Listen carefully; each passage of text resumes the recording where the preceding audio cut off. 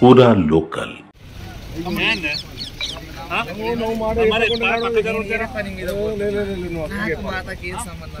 మాత గారు సిద్దిపేటకు పోవాల్సింది అర్థం చేసుకోండి మాతాజీ. రోడ్ల మీద పడుకోనియకండి, తిననీయకండి, బాత్రూమ్ వెళ్ళనీయకండి. మీకు సాగొస్తుందా? అయ్యో జైలు వేయండి, మీకు అంత దమ్ముంటే జైలు. అయితే మాత గారు మీరు అన్ననే ఉండండి. ఆ శివుని ఆజ్ఞతోటే మీ దగ్గరికి వచ్చినాం. ఆ శివుడే మీ దగ్గరికి పంపించిండు. ఆ శివుడే మిమ్మల్ని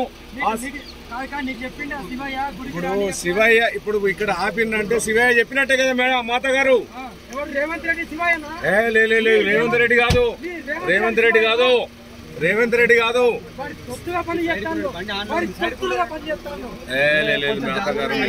మీరు కోపానికి రావు, మీరు కోపానికి వస్తే మళ్ళా మీరు ప్రశాంతంగా ఉండండి మేత గారు. మీరు ప్రశాంతంగా ఉండాలి. దేవుడు మిమ్మల్ని ప్రశాంతంగా ఉంచాలి.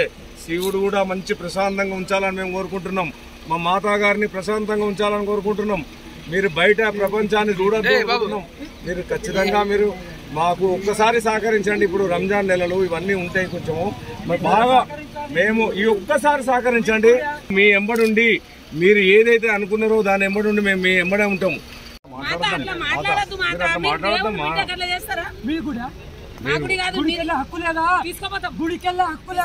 మేమే తీసుకుపోతాం మాతా గారు, మేము తీసుకుపోతాం శివుని.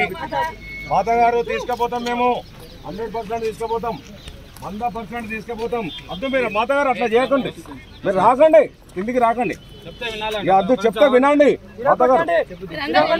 మాతా గారు మీరు చెప్తే వినండి. మాతా గారు వినాలి.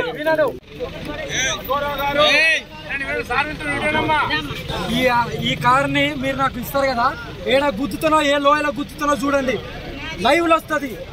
నేనంటే నేను కూడా చూపిస్తా. కారు మీరు చేశారు కదా, లోయలో దించకపోతే అగోరమ్మని కాదు చూపిస్తా. ఎందుకు రావాలి దర్శనానిక? మీకు ఇష్టం ఉన్నప్పుడు పిలుస్తారుగా. మీకు మీ అబ్బాయి కట్టించిన గుడి కదా, మీరు ఒక్కరిదే కదా మీరు పిలిచినప్పుడు. మరి దర్శనానికి వచ్చినప్పుడు ఎందుకు అడ్డుకున్నారు? ఎందుకు అడ్డుకున్నారు? ఎందుకు అడ్డుకున్నారు?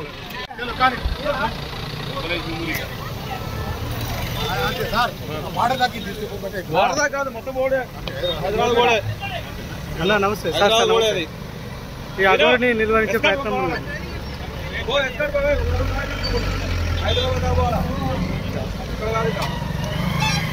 అవునవును. ఏమైంది సార్? అయిపోయింది సార్, ఇప్పుడు అయిపోయింది.